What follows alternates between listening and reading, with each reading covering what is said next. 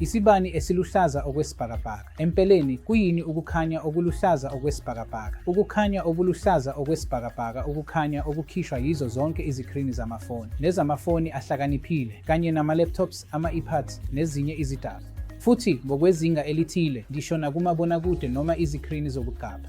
Lokhu kukhanya okuluhlaza okwesibhakabhaka ngokwesayensi akukho ukuhlangana okuqondile nomdlavuza, kodwa-ke vele kudala ezinye izinto ezinjengokungalali kahle, nobuhlungu bekhanda nokucasuka. Ngoba abantu sebexhumene nomakhalekhukhwini ngendlela yokuthi baphuthelwe ubuthongo. Yebo, enye izinto ezibaluleke kakhulu ukulutha. Ngibonile amacala lapho iziguli ziza zithi azikwazi ukulala ebusuku. Kungani? Ngoba baluthelwe kumafoni abo, futhi ukukhanya okuluhlaza okukhishwa yilezi zifoni noma ama-smartphones akho kungabangela izinkinga eziningi zokulala nezinkinga eziningi zengqondo.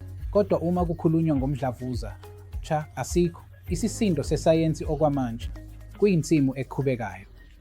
Kukhona umsebenzi wocwaningo oqhubekayo futhi ngethemba ukuthi esikhathini esizayo esiseduze, uma kukhona ukuhlobana nokusetshenziswa ukuvezwa kokukhanya okuluhlaza nokuhlobana nomdlavuza sisadinga ukubona ngalokho.